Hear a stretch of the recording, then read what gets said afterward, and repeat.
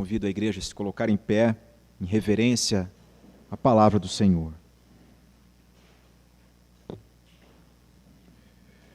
Nós vamos meditar no texto que se encontra na primeira carta de Paulo aos Coríntios, capítulo 11.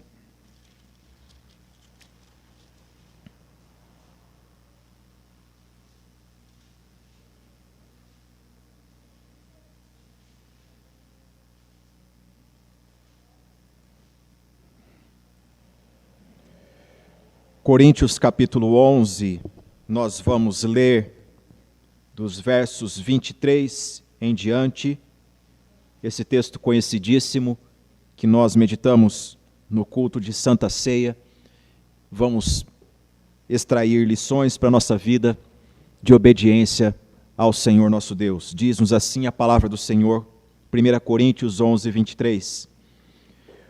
Porque eu recebi do Senhor o que também vos entreguei, que o Senhor Jesus, na noite em que foi traído, tomou o pão e, tendo dado graças, o partiu e disse: Isto é o meu corpo que é dado por vós. Fazei isto em memória de mim. Por semelhante modo, depois de haver ceado, tomou também o cálice, dizendo: Este cálice é a nova aliança no meu sangue. Fazei isto todas as vezes que o beberdes, em memória de mim. Porque todas as vezes que comerdes este pão e beberdes o cálice, anunciais a morte do Senhor até que ele venha. Por isso, aquele que comer o pão ou beber o cálice do Senhor indignamente, será réu do corpo e do sangue do Senhor.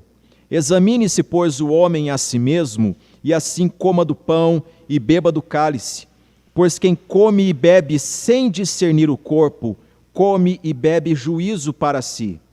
Eis a razão porque há entre vós muitos fracos e doentes, e não poucos que dormem.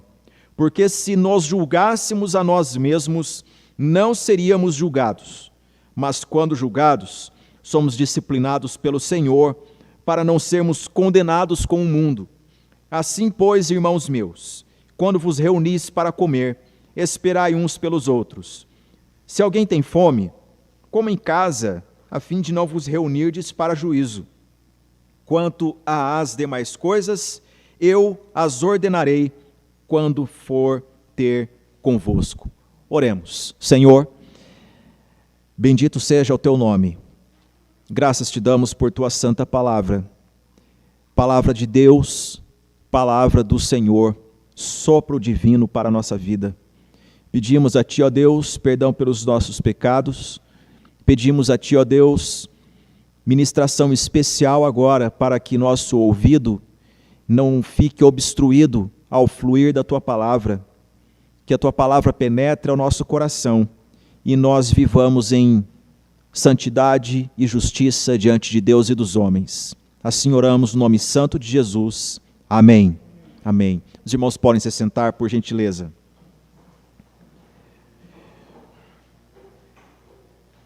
Sempre quando nós nos reunimos em culto público, a palavra culto ela já nos traz uma grande responsabilidade, porque culto significa celebração.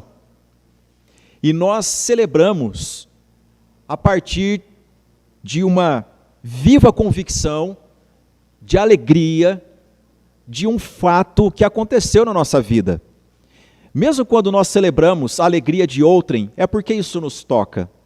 E no que diz respeito à vida espiritual, nós celebramos, meus irmãos, o evento mais precioso da existência, que é o fato de Deus ter nos amado com tão grande e inexplicável amor, de ter nos enviado Jesus, seu Filho unigênito, para tomar sobre si todo o nosso pecado e levar na cruz do Calvário, ele receber em si o cálice da ira de Deus, ele tomou o nosso lugar e ele nos confere a sua vida, e esta vida é eterna. Isso é motivo de gratidão e de celebração a Deus por todo sempre.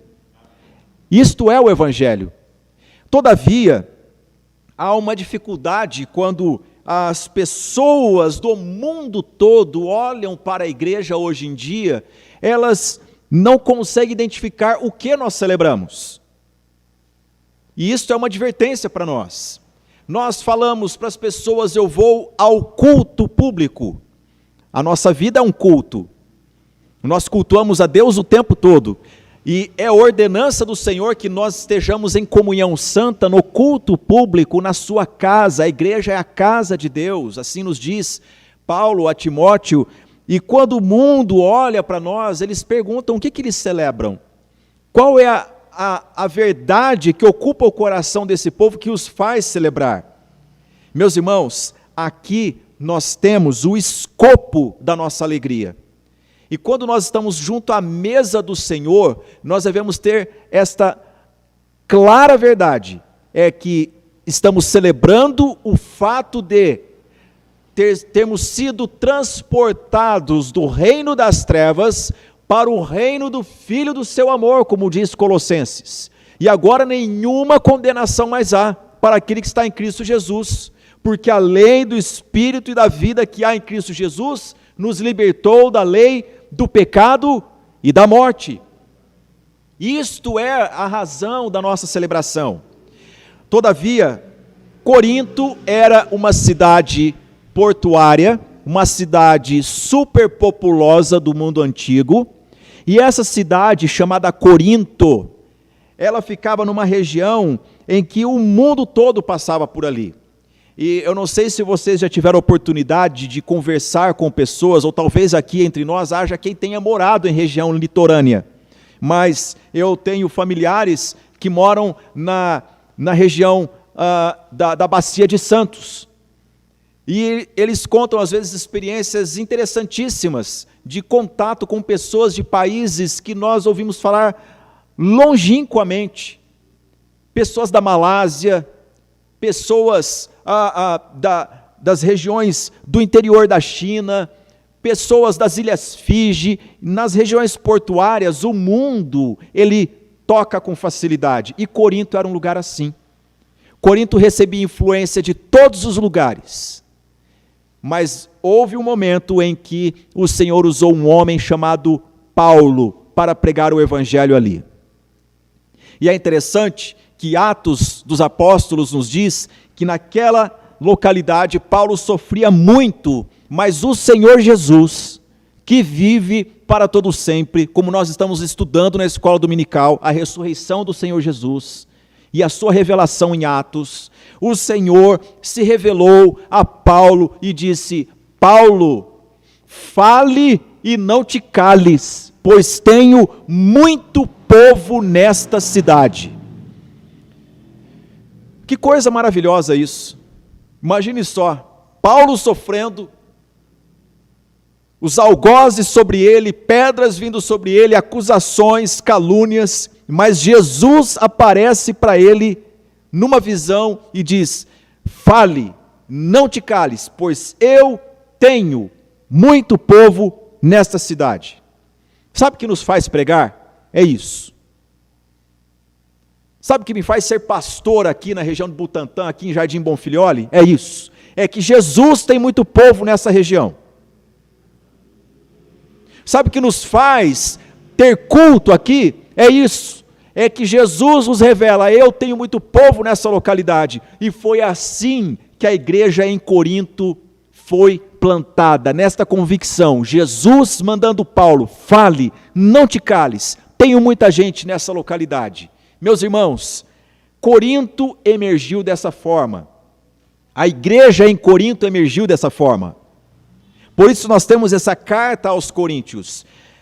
A igreja em Corinto, ela é uma igreja que uma pessoa hoje em dia, se ouvisse os predicados que nós temos na carta, quando Paulo começa a elencar elogios, diz: essa igreja é perfeita. Essa igreja é maravilhosa. Porque a carta aos Coríntios nos diz que não lhes faltava absolutamente nada. No capítulo 1, nos versos 5 ao 7, Paulo diz: em tudo fostes enriquecidos. Em tudo fostes enriquecidos. Toda palavra, todo conhecimento, familiaridade com o evangelho, que ele usa o termo testemunho de Cristo, dons espirituais. E eles aguardavam a volta de Jesus. Essa igreja é boa ou não? Maravilhosa, não? Uma igreja que tem conhecimento de Cristo, que ama a palavra de Deus, uma igreja que tem todos os dons, gente. E que aguarda a volta de Jesus. Olha que bênção. Entretanto, havia concessões na igreja de Corinto. E essas concessões, elas eram efeitos da cultura em que Corinto estava e que começou a inflamar a igreja. Eram coisas do dia a dia que as pessoas, elas começaram a fazer uma dicotomia.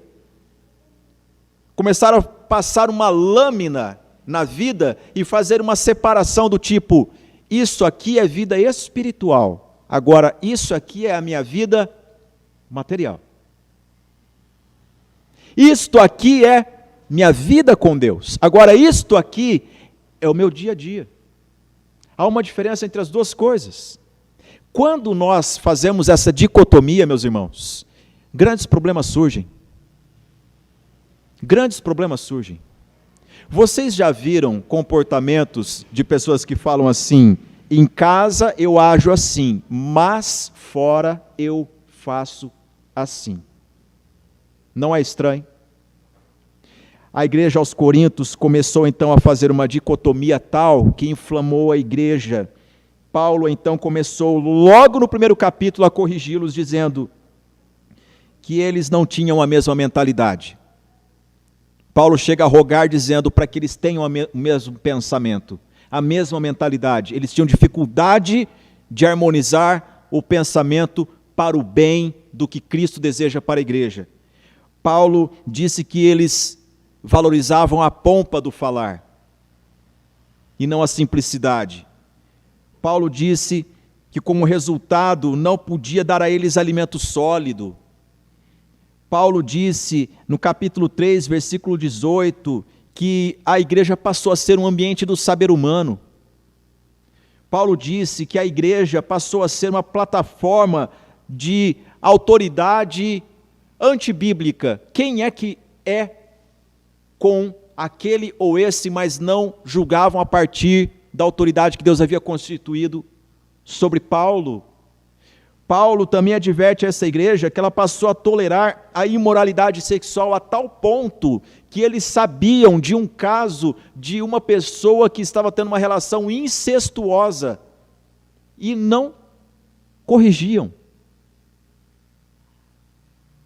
Concessões que vão sendo deixadas do tipo, isso aí é tão pessoal, é tão íntimo, tão particular, que quando vai ver, essa cultura já tocou a outra pessoa, a mais uma outra, e a Bíblia é muito clara, no Antigo Testamento, meus irmãos, foi esta dicotomia de vida espiritual e o meu jeito de ser no dia a dia, que inflamou o povo de Israel também.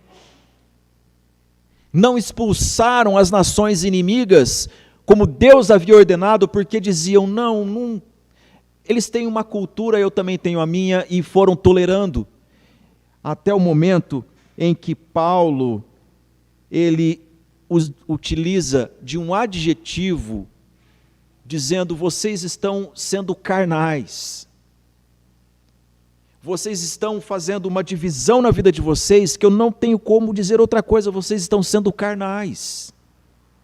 Carnais a tal ponto de Paulo dizer em Coríntios 10, dos versos 7 ao 14, Paulo fala que eles estavam vivendo sob idolatria. Coríntios 10, versículo 8, Paulo adverte que eles estavam vivendo num sistema de imoralidade, murmuração. Coríntios 10, versículo 10, Paulo diz que eles estavam vivendo de forma a profanar o culto ao Senhor, porque eles estavam bebendo do cálice de demônios, participando na sua vida odierna, no seu dia a dia, de ambientes de oferendas a entidades contra Deus, e depois participavam da ceia do Senhor. Aí nós perguntamos, mas o que isso tem a ver conosco? Meus irmãos, há Paulo vem exortando os irmãos de Corinto até chegar o momento da Santa Ceia, que ele diz: olha, tudo isso é necessário que eu diga para vocês, mas se tem algo que eu preciso mesmo chamar a atenção de vocês, é quanto à mesa do Senhor. Às vezes nós não gostamos de textos como esses. E eu faço a minha meia-culpa. Há textos na Bíblia que quando estou lendo, a minha natureza carnal diz assim: você já leu, pule. Há histórias na Bíblia que quando eu estou lendo, muitas vezes o Davi, carne, diz: para que você está estudando isso de novo? Já sabe, pule. Meus irmãos, uma das coisas que a natureza pecaminosa faz em nós é isso. Você já sabe isso. Esse texto da Bíblia, ele não é para você. Mas o Senhor deseja falar com a sua igreja nos mesmos termos que ele falava com a sua igreja no Antigo Testamento, dizendo: sejam santos, porque eu sou santo. Eu sou o Senhor vosso Deus. Sabe como nós devemos entender os 10 mandamentos? Os 10 mandamentos é palavra de Deus, você crê nisso, né? Amém? É palavra de Deus. A palavra de Deus é eterna. Foi dado para nós. Em Cristo tudo se cumpre e podemos obedecer à vontade de Deus em Cristo Jesus. Mas sabe como nós devemos ler os 10 mandamentos? Como se fossem os votos de um casamento. Porque é uma aliança. Imagine um noivo escrevendo para a sua noiva, dizendo assim: querida, eu te amo tanto, e eu estou subindo ao altar contigo, e a partir de agora, por favor, não machuque o meu coração. Eu não quero encontrar na tua carteira a foto de outro homem. Pastor, isso está na Bíblia? Está. O Senhor disse para o seu povo: ouve, ó Israel, eu, o Senhor, sou o teu Deus.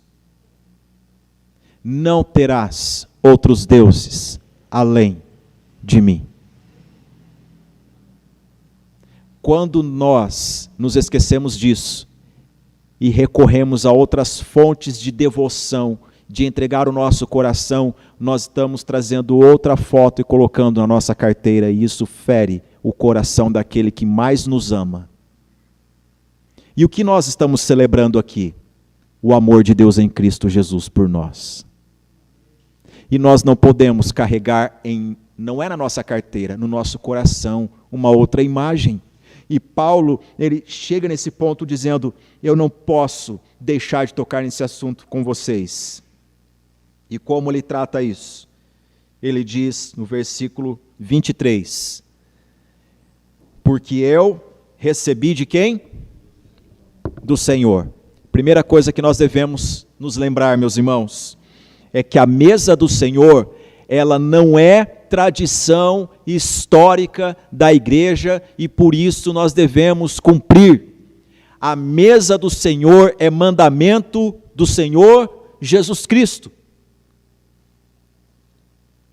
Nós estamos congregados ao entorno da mesa do Senhor, cumprindo o mandamento do Senhor Jesus. A Santa Ceia não é um capricho de um cristão, a Santa Ceia é a obediência do discípulo para com o Senhor Jesus. É Ele que é o anfitrião e que nos recebe na sua mesa. Paulo diz: porque eu recebi do Senhor.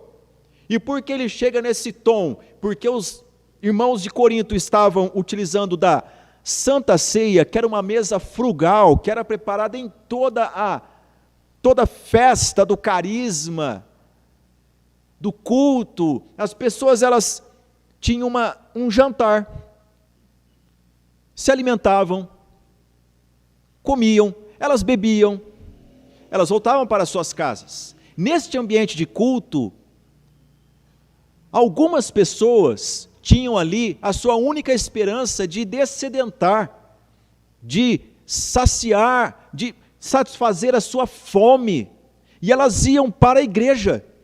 Mas acontecia que uns chegavam antes, comiam tanto com glutonaria, como os moldes culturais de Corinto, porque naquela época as pessoas tinham este hábito de viver para o ventre, e depois disso se embebedavam, e não bastando, elas se estimulavam para poder se esvaziar e voltar e fazer tudo de novo. E este hábito cultural dessa Corinto portuária estava se miscuindo com a igreja, ao ponto de Paulo dizer que havia fracos, doentes, e não poucos estudiosos afirmam que nesse texto Paulo está dizendo: tem gente morrendo de fome próximo de vocês. Enquanto tem gente que está comendo o desnecessário e bebendo, mas voltando bêbado da igreja, dá para imaginar? Paulo diz: tem gente que está morrendo, e nisto eu não vos louvo. Eu preciso corrigir isso em vocês, e eu corrijo isso nesses termos. Paulo diz: eu recebi do Senhor. Meus irmãos, todos os apóstolos passaram 3 anos com Jesus. Paulo, quando foi convertido pelo Senhor, no caminho de Jerusalém a Damasco, ele passou 3 anos em solitude no deserto da Arábia, com Jesus. Nós lemos e perguntamos: de onde vieram tantos mistérios assim do apóstolo Paulo? O Senhor revelou tudo isso a ele. O mesmo tempo que o Senhor Jesus dedicou para treinar os 12, com Paulo também foi. E aqui ele diz: eu recebi do Senhor o que também vos entreguei. Vocês já sabem o que eu passei a vocês. 2 pontos. Que o Senhor Jesus, na noite em que foi traído, tomou o pão. Primeira coisa que nós devemos lembrar é que esta reunião ágape, esta reunião do amor, que é a mesa do Senhor, ela tinha de tudo para não acontecer, porque na noite em que Jesus foi traído, gente, uma coisa é a gente sair de casa e sermos defrontados com uma situação de traição, a gente pensa: nossa, que susto saber disso. Agora, outra coisa é Jesus, sabendo que Judas ia traí-lo, preparar a ceia, receber a todos ali, saber que Pedro ia negá-lo, e naquela reunião que havia todos os elementos para Jesus dizer: eu estou acabado, não dá para confiar em vocês, não tem como eu ter comunhão com vocês. A Bíblia diz que na noite em que Jesus foi traído, ele manifestou graça e amor. Sabe o que isso nos ensina? Deus não mede esforços para manifestar sua graça, gente. E nós, quando estamos à mesa com o Senhor Jesus, também devemos ser assim. Talvez você esteja aqui pensando assim: eu não vou tomar Santa Ceia. Bom, eu tenho 41 anos de igreja e 17 de pastorado, então eu posso abrir o confessionário. Eu também já fiz isso. E eu já ouvi muitas vezes pessoas dizendo assim: eu não vou tomar Santa Ceia hoje. E eu pergunto: por quê? Porque eu não estou bem com o Zé. Horas. Então eu administro se eu vou obedecer o mandamento do Senhor ou não. É assim que a Bíblia ensina?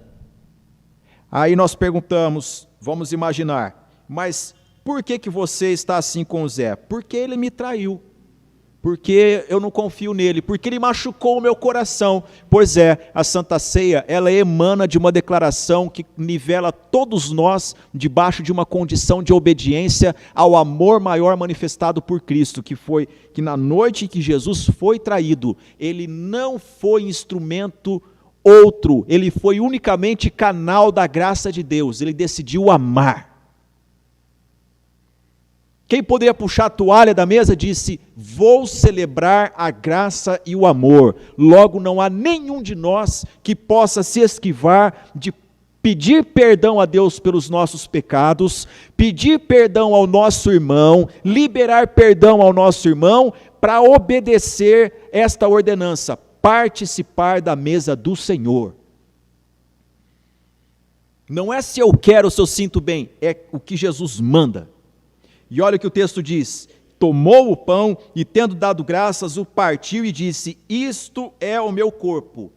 Explicação teológica: não cremos em transubstanciação? Não há menor referência bíblica para isso, porque Jesus disse: isto é, ele não disse este, e isto difere de si, é um objeto que ele partiu e ele aponta isto. Jesus não disse este é o meu corpo, ele disse isto, e isto é para um elemento que difere de si, para o objeto.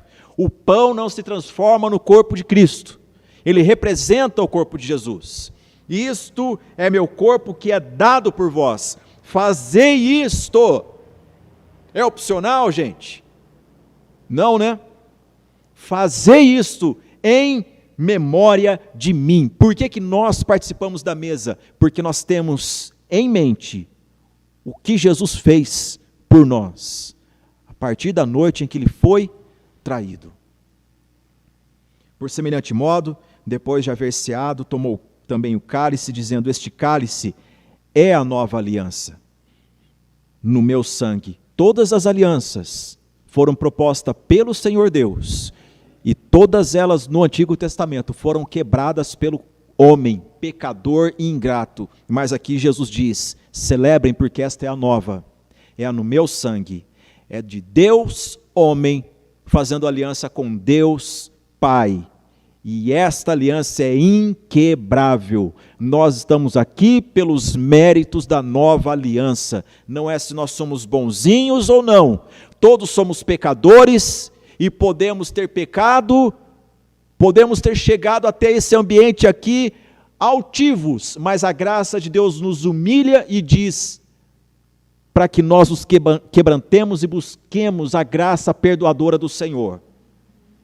Aliança no meu sangue, fazei isto todas as vezes que beberdes em memória de mim. Irmãos, a palavra aqui é em memória do Senhor. Você traz à sua memória o que você fez? Agora lembre-se do que Jesus fez por você. Você traz à sua memória o que alguém fez contra você na igreja? Um dia alguém te feriu? Eu fui ferido muitas vezes, mas a minha memória do que Jesus fez por mim me faz estar aqui e nos faz caminhar juntos. E Paulo disse: porque todas as vezes que comerdes este pão e beberdes o cálice, anunciais a morte do Senhor até que ele venha. Nós estamos pregando, gente, o amor de Deus em Cristo quando nós participamos da mesa do Senhor. Então Paulo traz a aplicação. Por isso, em versículo 27, aquele que comer o pão ou beber o cálice do Senhor indignamente, será réu do corpo e do sangue do Senhor. O que quer dizer comer o pão ou beber o cálice do Senhor indignamente? É não discernir que a igreja, gente, é o corpo de Cristo. Somos membros uns dos outros. Cada um de nós estamos ligados uns aos outros, estamos conjugados. O cabeça do corpo é Cristo. O sangue que passa neste corpo, meus irmãos, é o sangue de Jesus. A igreja, meus irmãos, é o corpo de Cristo. Se nós não tivermos esse discernimento, nós nos tornaremos cada vez mais individualistas, e aí por isso que há tantas pessoas que cedem à visão de serem tumores de corpo e não junções, porque elas vão se desplugando e vivendo somente para si. Mas quando eu olho para o meu irmão e penso, eu sou membro dele, ele é membro de mim, Que coisa maravilhosa é nós contribuirmos com a saúde uns dos outros, porque somos membros uns dos outros. E Paulo diz: examine-se. É debaixo dessa condição de saber que você é corpo, examine-se. Examine-se, pois, o homem a si mesmo, e assim coma do pão e beba do cálice. Este é o ponto que nós muitas vezes lemos rapidamente, mas a palavra nos diz: não é examine-se, e se você se sentir mal pelo seu exame, você deixe para o próximo mês. Isso é o evangelho segundo os evangélicos. Agora, o evangelho segundo Jesus, que Paulo recebeu e está transmitindo, diz: examine-se, faça exame de si. Examinar o outro é fácil, apontar para o outro é fácil. Agora, examine você e coma. Para eu comer, eu tenho que estar bem, não é? Então eu devo resolver minha situação.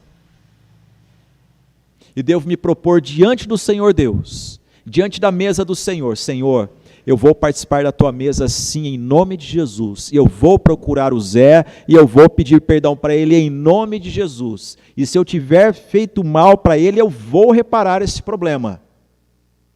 Me lembro de um professor, e eu cito isso quantas vezes for necessário, porque ele me edifica. Ele não chegava atrasado no seminário, mas um dia ele chegou com um atraso de 1h30. E aí fomos perguntar para ele o que aconteceu, ele entrou em lágrimas na sala de aula.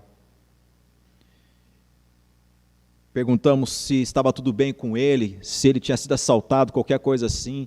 Ele disse não, era um senhor idoso, muito querido, em Campinas. Ele disse: não, é que hoje eu tinha que falar com vocês sobre o texto da Santa Ceia, e eu fiquei sabendo que um antigo amigo meu estava magoado comigo, e eu viajei 900 quilômetros para pedir perdão a ele, para vir dar a aula para vocês, senão eu não viria dar esta aula, mas pela graça do Senhor, ele me recebeu, me perdoou, nos abraçamos, celebramos, e eu posso estar aqui com vocês para dizer: vamos estudar a mesa do Senhor. Meus irmãos, não há dicotomia, não há a minha vida espiritual e a minha vida material. O que há é a minha vida diante de Deus. Eu me examino, se eu for encontrado em falta, o meu compromisso é com o Senhor, de ir até meu irmão e me reconciliar com ele. Por isso Paulo diz: pois quem come e bebe sem discernir o corpo, que corpo ele está falando? A igreja, corpo de Cristo. Come e bebe juízo para si. Eis a razão porque há entre vós muitos fracos e doentes, e não poucos que dormem.